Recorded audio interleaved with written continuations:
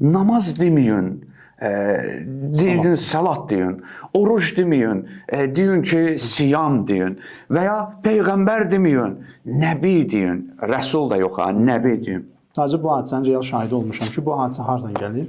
Birinci bir maraqlı bir olmuş fakt deyim sizə. Deməli, bu yaxınlarda bir dostumuz danışdı. Bir nəfər var idi, özünün Quran-şünas olduğunu iddia edirdi və iddia edir ki, ərəb dilini bilir. Mən buna bir Qurandan bir ayənin tərcüməsi barədə soruşdum. Məsələn, bu zəng elədim, gördüm arkada Mustafa İslamoğlu'ya qulaq asıb mənə tərcüməni deyir. Otur ki, o lüğətlə get, elə çıxacaq ki, yahudilər alırdılar Allahın ayələrini ucuz qiymətə. Yox. Burada bir neçə şərt var. Birincisi, təbii ki, şərt ərəb dilini bilməkdir. Bəli. Yəni, bu dili bilmədən, ümumiyyətlə, tək Qurana aid deyil bu, ərəb dilinə aid deyil, istənilən dildə tutan bir adam Kantı tərcümə etmək istəyirsə, bunu da eləməlidir. Allahın salamı, rəhməti və bərəkəti üzərinizə olsun, dəyərli Quran sevərlər. Bugünkü mühazirəmizdə yeni bir maraqlı mövzu haqqında danışacağıq və bilirsiniz ki, son dövrlərin bir trendinə çevrilib, hər kəs öz zövqünə, öz istəyinə, öz meylinə görə Quranı tərcümə etməyə çalışır.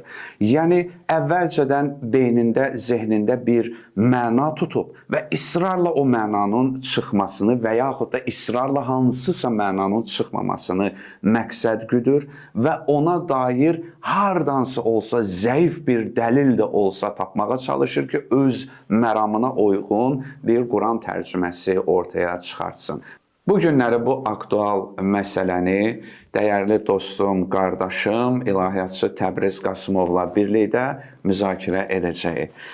Təbriz müəllim, xoş gəlmisiniz. İndi inşallah bu barədə nə bir müqəddimə kimi fikirləriniz varsa, bölüşün. İndi sözsüz ki, bu məsələ indi moizə tipli deyil, yəni diskussiya tiplidir. İnşallah əvvəlin başlayın, biz də ortadan qoşularıq. Təşəkkür edirəm dəvət üçün, xoş gördük. Sizi və izləyənləri salamlayıram. Deməli, Quran tərcüməsi, Quran təfsiri, bayaq dediyiniz kimi, son dövrlərdə ciddi bir trendə çevrilib və bizim cəmiyyət üçün aktual bir mövzudur. Nəyə görə bizim cəmiyyət üçün aktual mövzudur? Məsələn, bu mövzu tutalım ərəb ölkələri üçün o qədər də aktual bir mövzu deyil. Çünki orada cəmaət ərəb dilində danışır, ərəb dilini bilir. Yəni, əksəriyyət Quranı oxuyur, başa düşür və s. Bizim cəmiyyət üçün bu aktual mövzudur. Çünki bizim cəmiyyətin dili ərəb dili deyil. Burada artıq nəyə ehtiyac yaranır? Ərəb dilini bilməyə ehtiyac yaranır. Ərəb dilində mütəxəssis olmağa ehtiyac yaranır. Bizdə ciddi problem nədir? Nəzərə çarpan ciddi problem nədir? İstər Quran tərcüməsi olsun, istər Quran təfsiri olsun. Görürsən ki, bəzi insanlar meydana atılırlar, amma o tərcümə üçün, təfsir üçün lazım olan o zəruri biliklər ortada yoxdur. Yəni, məsələn, indi misal çəkim, misal üzərindən aydın olsun. Tutalım, biri İncili şərh edir və ya biri İncili təfsir edir. Tutalım, heç bir dil bilmir, Latın dilini bilmir filan. Azərbaycan dilindən tərcümədən oxuyur və şərh verir. Və ya Azərbaycan dilində olan tərcümələrə baxıb yeni bir tərcümə yazır. Çünki mən bu yaxınlarda bu hadisənin şahidi oldum, bir nəfər mənə danışdı. Azərbaycanda bir neçə nəfər oturub Quran tərcüməsi yazırdılar. Və onlar Vasif Məmmədəliyevin, Əlixanın, digərlərinin tərcümələrinə baxıb onun əsasında tərcümə yazmağa başladılar. Məsələn, bu çox ciddi bir problemdir. Quranda bir ayə var.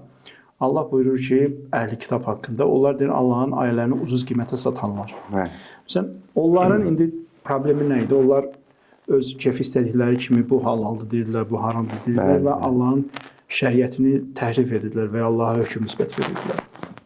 Allah ona Allahın ayələrini satmaq kimi vəzif edir. Bu özü də bir ayəni satmaqdır. Yəni, sən tutalım, ərəb dilində mütəxəssis deyilsən, tərcümə edəcək qədər biliyin yoxdursa, sən durub Quran tərcümə edirsənsə və ya Qurana təfsir edirsən,sə bu da Allahın ayələrini satmaqdır. Bu əslində ayəni ucuzlaşdırmaqdır. Yəni, indi kiçik bir müdaxilə edim. Özünüz də bilirsiniz ki, iştira feili satın almaq mənasındadır. Bir də var bəy, satmaq.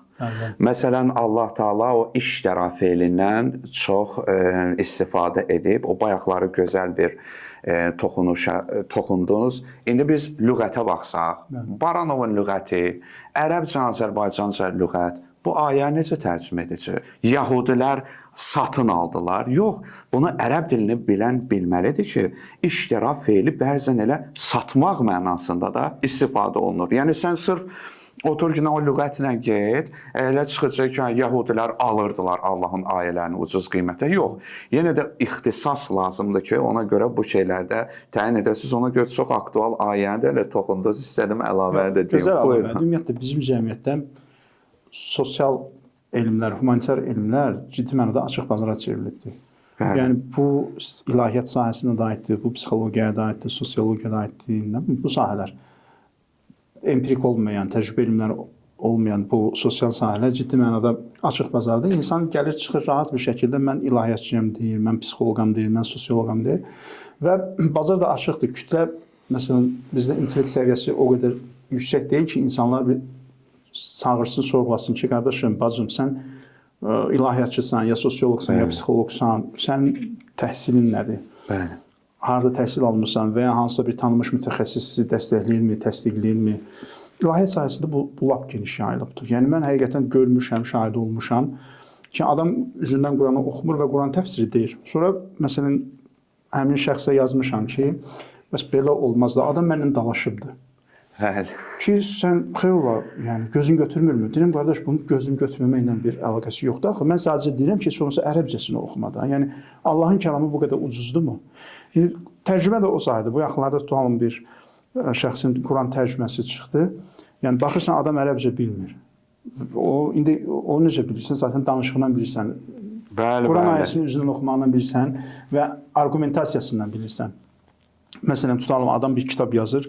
Orada mənbələrə baxırsan, bir dənə ərəbcə mənbə yoxdur. Bir dənə orijinal mənbə yoxdur. Yoxdur. Kimdən eşidib? Tutalım hansısa bir 3-5 reformistdən eşidir ki, o reformistlər bu söhbəti 10-15 il bundan qabaq ediblər. Ondan eşidir və indi eşitmək qəbahət deyil. Hamımız nə isə eşidirik, gedirik, araşdırırıq. Bir var sən eşidirsən təzə bir söz, gedirsən onun kökünə araşdırırsan və yəqinə çatdırsan ki, bəli, bu beləymiş. O zaman fikri ortaya qoyursan. Bir də var sən eşidirsən, amma sənin onun kökünü araşdırma bacarığın yox. Problem odur. Yoxdur, elədir. Məsələn, mən özüm də bəzi indi tarix kitabları var və ya araşdırmalara çox müraciət edirik. Bu yaxınlarda da bir nəfər məndən soruşurdu ki, hansı kitablar mən oxuyum. Ona izah etməyə çalışdım ki, birincisi sən bilməlisən hansı sahəni oxumaq istəyirsən. Yəni bu absurd fikirdir ki, mənə kitab deyin oxuyum. İkincisi, məsələn, adını çəkmək istəmirəm, məşhur tarixçilərdən biridir. Onun kitabları var tarix barəsində. Nüfuzlu da adamdır. Mən 18 yaşında onun kitablarını oxuyardım. Amma indi oxuya bilmərəm. Niyə görə? Çünki mənim araşdırma işim imkan vermir. Baxıram, görürəm ki, adam yığıb mətn, amma bir dənə istinad yoxdur. Sözsüz ki, amma bu demək deyil özündən yazıb, bunu da yəni təsnifat edir. Məsələn, illərlə Nəhcül Bəlağəyə irad bildirirdilər ki, Seyyid Rəzi onu mənbəsiz qeyd edib. Amma bu o qədər şişdir ki, bizim digər alimlərimiz çıxdılar ortalığa və bütün mətn boyunca bütün istinadları tapdılar. Bəli, bu cür alimlər ayrıdır ya. Yəni ki, biz bilirik ixtisas alimidir, yazıbsa neyəsə istinad edib. Bir də var ki, son dövrlər sizi alladırlar, ay cəmaat. Vay, bir kəlmə olsaydı nə deyərdiniz cəmaata? Ki, alladırlar, siz səhv başa düşürsünüz. Ancaq dağıtsınlar və ortaya da ki, heç bir şey qoymasınlar. Biz keçən dəfə müzakirə etdik, yadınızdadırsa, dedi ki, inkarçı mövqeyi çox asan bir şeydir. Bəli. İstənilən mövzunu sən skeptisist yanaşa bilərsə və inkar edə bilərsən. Bəli. Amma inkarın özü də, isbatın özü necə ki, argumentasiya dəlil sübut tələb edir, inkarın da özü dəlil sübut tələb edir. Düzdür. İndi sizcə, məsələn, indi izləyicilər tanıyırlar ki, Təbriz müəllim özü neçə kitab müəllifidir, tərcümə müəllifidir, yəni araşdırma, təhqiqat müəllifidir. Məsələn, müəllifin Ziyarət Aşura haqqında tədqiqat kitabı var. İndi bizdə ərəbcə deyiləndə bir nəfər demişdi, tədqiqat və təhqiqat sözləri var bizdə.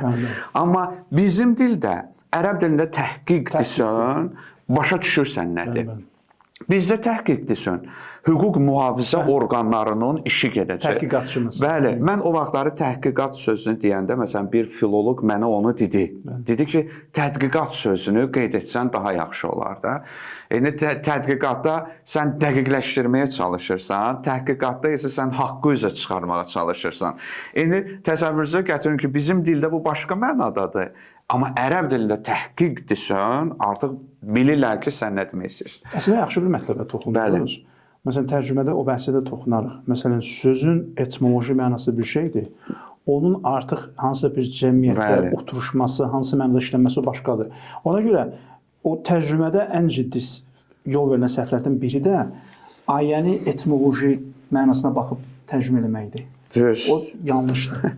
Bax, indi yenə sözüm o yarımçıq qaldı. Aşura ziyarətnaməsini Təbriz müəllim tədqiq edib.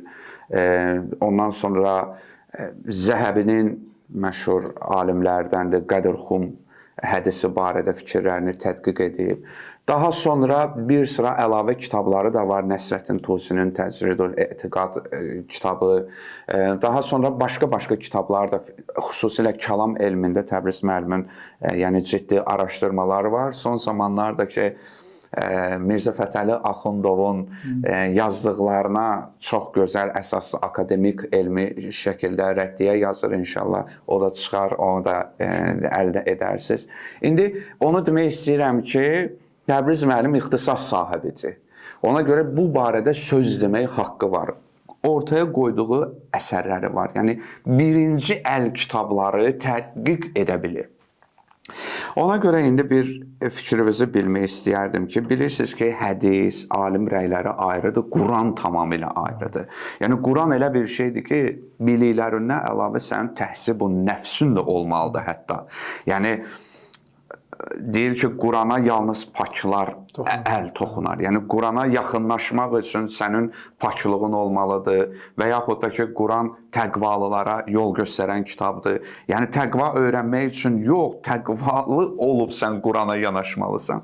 İndi siz də öz təcrübənizdən bölüşərdiniz ki, Quranı anlamaq istəyən adam nə etməlidir? Çünki bəzən mənə də yazırlar ki, ərəb dilini öyrənmək istəyirəm ki, Quranı başa düşüm, hədisi başa düşüm.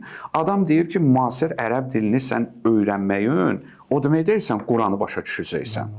Yəni, bu barədə təcrübələrinizi bölüşərdiniz ki, Quranı tərcümə etmək istəyən adam ya akademik və yaxud da ki, sadəcə özü üçün nələrə riayət etməlidir? Burada bir neçə şərt var. Birinci, təbii ki, şərt ərəb dilini bilməkdir. Bəli. Yəni, bu dili bilmədən, ümumiyyətlə, tək Qurana aid deyil bu, ərəb dilinə aid deyil, istənilən dildə. Tutalım, bir adam Kantı tərcümə etmək istəyirsə, bunu da eləməlidir. Alman dilini bilməlidir, mükəmməl bilməlidir, Kantı tərcümə etməlidir və ya Puşkini tərcümə etmək istəyirsə, Rus dilini bilməlidir. Amma bizdə adətən görsən ki, ərəb müəllifini fars dilindən tərcümə edirlər. O özü də ciddi bir problemdir. Xülasə, ərəb dilini bilmək şərtdir. Yəni, bir insan ərəb dilini, həm müasir ərəb dilini, həm klassik ərəb dilini oxumağı bilməlidir, terminləri bilməlidir. Çünki bəzən termin leksik mənadan fərqlənir. Çünki mən bayaq dediniz Nəsrəddin Tusinin kitabı, o kitabı tərcümə edəndə məndən qabaq bir nəfər professor tərcümə eləmişdi. O problemi gördüm. Məsələn, adam ərəbcə bilir, amma terminlərdən xəbəri yoxdur. Yəni, kitabda çoxlu sayda tərcümə xətası vardı və ya o həmin şəxsin Nəsrəddin Tusinin məntiq kitabını da tərcümə eləmişdi. Mən bir ara o kitabda tərcümə eləməyə başladım, təəssüf yarımçıq qaldı. Eyni problem orada da var. Yəni, leksik mənanı əsas götürüb tərcümə eləyir, halbuki o məntiq elmində tamam fərqli bir termindir. Termin olaraq fərqli bir məna daşıyır. Quran tərcüməsində də o cürdür. Sözün etimologiyasını bayaq dediyim kimi bilmək lazımdır bu heç. İkinci əsas, sözün həmin cəmiyyətdə, ərəb cəmiyyətində hansı mənada işləndiyini bilmək lazımdır. Mən əgər icazə versəz bir dənə Bəli. Bizim Famil müəllimlə müəllif olduğumuz bir kitab var. 2018-ci ildə birinci cildə çıxıb, İslamda olanlar olduğu kimi. Burada həm Quran tərcüməsi metodologiyası var. Onu Famil müəllim işləyibdir. Və bir də mənim işlədiyim bir neçə orada bəhs var. Onlardan biri də huri kəlməsi. Çünki huri kəlməsi ən çox irad olunan məsələlərdən biridir. Allah Quranda deyir ki, biz möminlərə huri verəcəyik. Gəlib deyirlər ki, utanım, huri sözü etimoloji olaraq, leksik mənası ümumiyyətlə orada cins kateqoriyası yoxdur. Ərəb dilində cins kateqoriyası var. Kişi cinsi, qadın cinsi həm isimlərdə, həm fe'llərdə. Gəlib deyirlər ki, biz huri sözünün kökünə baxırıq, görürük ki, huri sözündə cins kateqoriyası yoxdur. Ona görə hurini təkcə qadınlar olaraq təsvir etmək bu yanlışdır. Əslində isə belə deyil. Niyə? Mən icazənizlə burada bir neçə rəyini oxuyum. Baxın, Əhməd Əl-Fərahidi olsun, məsələn, Cövhərinin Əs-Sihahı olsun. Əzizlər, üzr istəyirəm, amma Təbriz müəllimin sözünü kəsdim. Yəni tədqiqatın necə olmasını istəyirəm əzizlər baxsın. Görürsüz, rəy deyir, müasir hansısa bir yerdə öz rəyinə 30 cild təfsir yazmış adama istinad etmir. İstinadları görürsüz, bir söz deyir və ona şahidlər gətirir. Bax, bu niyə əsasəndir, bu niyə əsasəndir, bu niyə əsasəndir? Ona görə əzizlər, din barədə fikir bildirən adamların, baxın, kim dəlillə danışırsa, o adam ciddiyə alınmağa layiqdir. Buyurun, Təbriz müəllim. İbn Farisin Mu'cam Məqayis Əl-Lüğa kitabı və İbn Mənzur məşhur Lisan Ərəb kitabı. Baxın, bu kitablarda huri sözünü necə izah edirlər. Huri, göz bəbəyi qapqara olan qadınlara deyilir. Və bəzən də cildi ağ olan, göz bəbəyi qapqara olan qadınlara deyilir. Sözün leksik mənasına geçsək, burada da qeyd olunubdur. Sözün leksik mənasına geçsək, bu ümumiyyətlə gedib heyvanlara çıxır. Yəni, huri sözü, göz bəbəyi qapqara olan maral barədə işlənilir. Bizə ceyran gözlü, ahı gözlü ifadələr var. Yəni, biz əgər sözün leksik mənasını əsas alıb geçsək, gərək deyək ki, huri sözü ümumiyyətlə heyvanlara aiddir. Yəni, təkcə insanlara aid deyil, hətta heyvanlara da aiddir. Amma bu cür olmaz. Biz nə deməliyik? Huri sözü həmin cəmiyyətdə hansı mənada işlənib? Ona baxmalıyıq. Ərəb cəmiyyəti hurini göz bəbəyi qapqara olan, bəzən dəriləri ağ olan gözəl qadınlar barədə işlədirlər. İndi işlənmə, əgər bu huri sözü o cəmiyyətdə bu mənada işlənirdisə, biz bu mənanı əsas almalıyıq. Amma sözün, məsələn, kutibə aleykumus siyam, savm sözü, siyam sözü. Savm ümumiyyətlə nədir? Samə bir şeydən imtina eləməkdir. Bəli. İndi gələk biz deyək ki, Allah Taala sizə imtina etməyi vacib edibdir. Düzdür? Nədən imtina etməyi? Hər şeydən. Biri gəlib buna irfani məna verə bilər, günahlardan imtina etməyi. Halbuki günahdan imtina etməmək orucu pozmur, düzdür? Bəli. Orada artıq nəyə nəzər almalıyıq? Şəriət buna hansı mənanı verir? Peyğəmbər gəlir ona hansı mənanı verir? Əməli formada və şifahi formada nəyi insanlara çatdırır? Buna baxmaq lazımdır. Düzdür. İndi icazə verirsən, mən də bu barədə bəzi qeydlərimi deyim. Quranda namaz yoxdur, namaz sözüdür, salatdır və bu qəbil sözlər deyənlər indi yaxın otursunlar. Mən indi bir-iki məsələyə toxunacağam.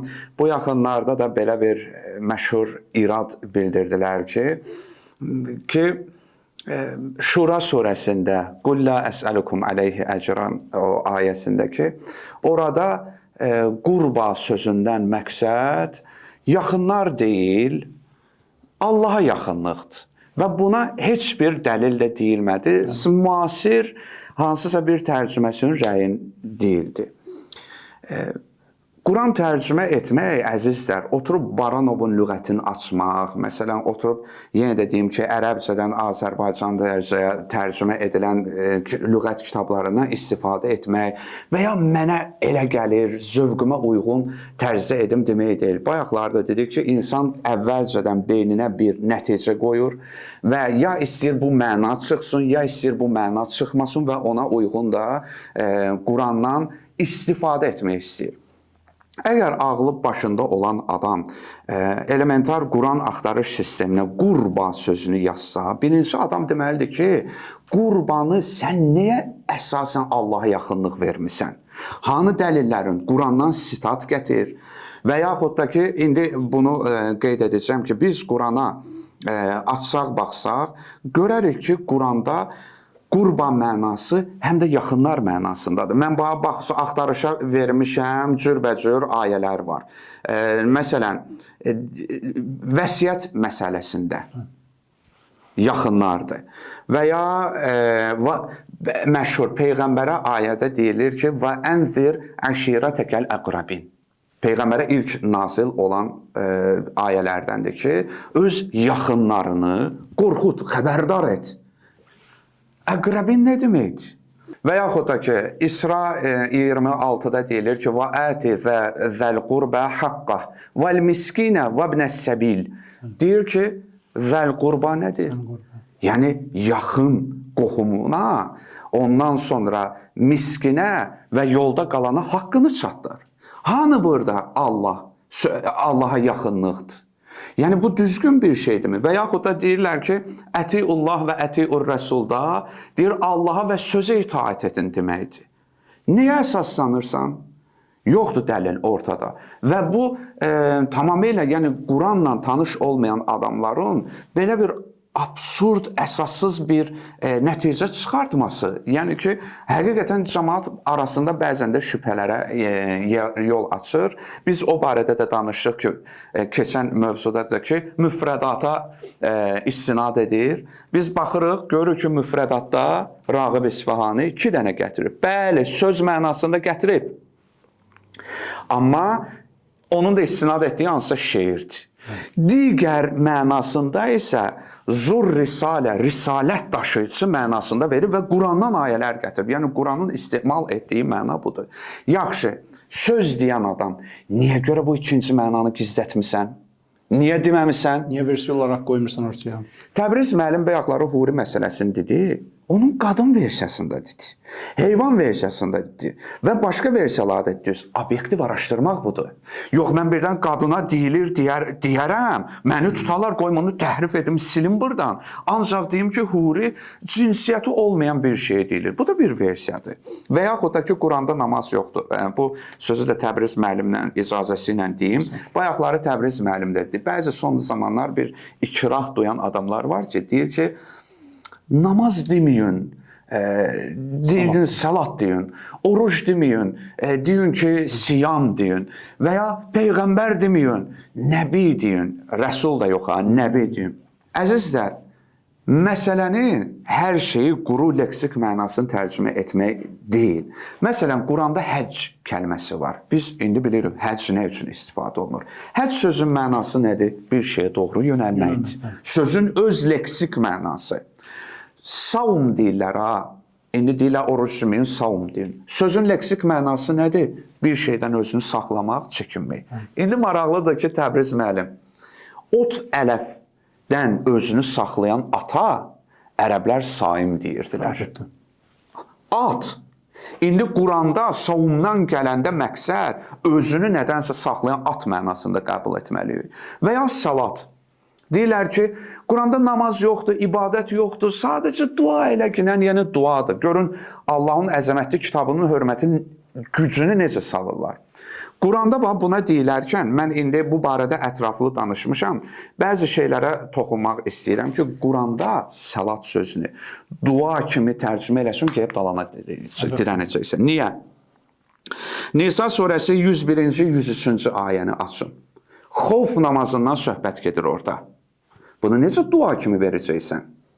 Sən gərək bilməlisən ki, Quranda bir kəlmə Quranın müxtəlif ayələrində ola bilər fərqli mənalarda işlədilsin. Və ya Rəsul kəlməsi bəzən Peyğəmbər barəsində istifadə edilir, bəzən Cəbrail barəsində istifadə edilir. Gərək tanıyasan Quranı. Xof namazını nə edəcəksən sən? Cümə günü namaza dəvət olunanda nə edəcəksən? Üstəlik namaza bağlı dəst namazı var, qusulu var, filan var. Nə edəcəksən burada? Nətər çıxacaqsan altında?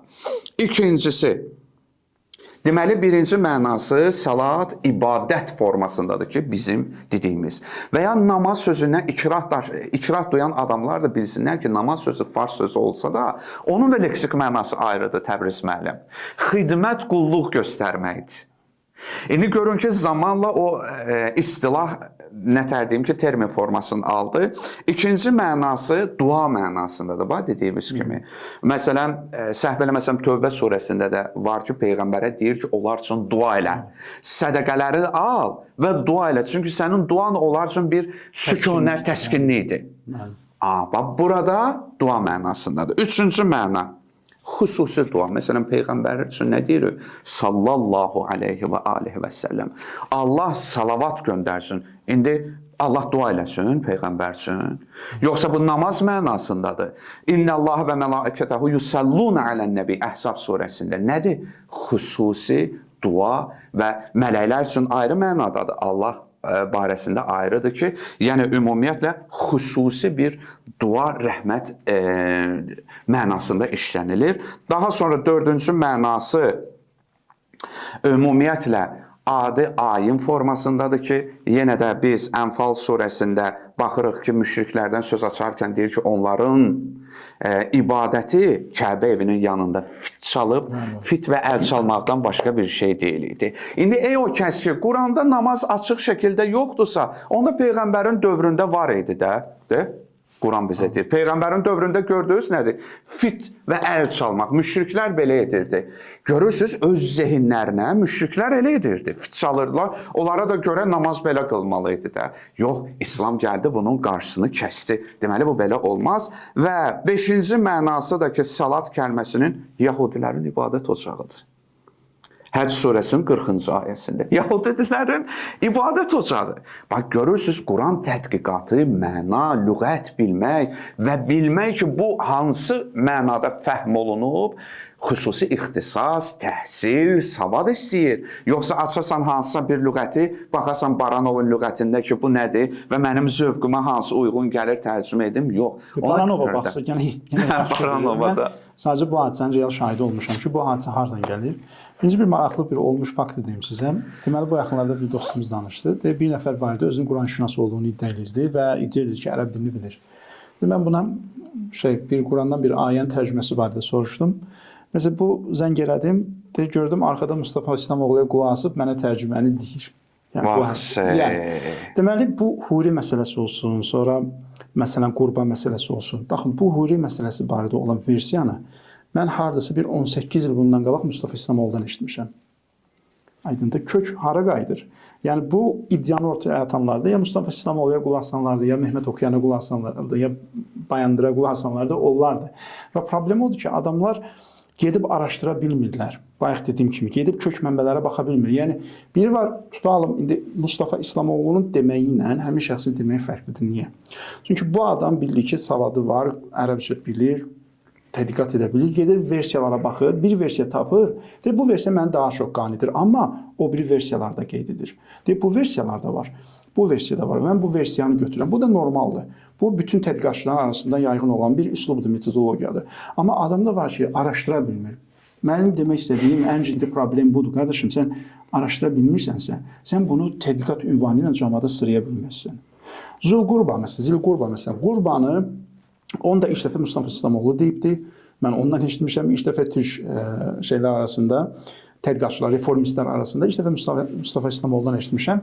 O da səhv etmirəmsə qeyd edir ki, bu qurba sözünü yaxınlıq mənasında ilk dəfə Zəməxşəri işlədibdi. Amma digər bütün belə deyək, ümumi təfsirçilərə baxanda qurbanı tamam fərqli mənada. İndi sən də bunu eşidirsən, gəlirsən, baxın, təqdimat çox önəmlidir, düzdür. Bir var desin ki, qardaş, mən araşdırdım, eşitdim və ya ən azı desin ki, mən özüm araşdıra bilmirəm, amma filan kəsdən eşitmişəm. Eyb deyil ki, gəlsin desin ki, qardaşım, mən eşitdim ki, qurbanın bu mənası da var imiş. Mənə görə bu konteksti daha uyğundur. Bunu desə, eyvallah, gözəl. Amma bir də var deyir ki, yox, siz səhvsiz, hamısı səhvdir, orijinal budur, əsl Quran budur, əsl İslam budur. Bir dənə də onu deyim ki, ola bilər ki, insan ərəb dilindən təhsil alıbsa, bu o demək deyil ki, o ərəb dilini bilir. Yəni, ola bilər insan ki, təhsil alıb ərəb dilini, amma özü ərəb dilini bilmir. Mən təhsil almışam, o demək deyil, bilirsən. Bilirsən, ortaya bir şey qoymalısın. Bu bir. İkincisi də ki, bizim təfsir alimlərimizin, yəni böyük İslam alimlərinin belə bir ənənələri olub ki, ayənin altında həm sözlərin, həm təfsirin, həm və sair məsələlərin yazıblar. Birinci rəy, ikinci rəy, üçüncü rəy, dördüncü rəy, beşinci rəy. Axırda yazıblar ki, bu aciz bir bəndənin də rəyi budur. Və sonra da deyiblər ki, məsələn, ən doğrusunu Allah bilir. Bax, bu alimin mən metoduna istinad etməliyəm, yoxsa o alimin ki, hamısı batildir, bir rəy varsa, o da mənim rəyimdir. Sözsüz ki, bu ortada bir olan qərəzdən söhbət açır. Bu günləri mövzumuz bu idi. Quranın tərcüməsində zövqə yox, elmi üsluba riayət etmək lazımdır, dəyərli Quran sevərlər. İnşallah növbəti mühazirələrimizdə fərqli mövzulara toxunacağız. Salamat qalın.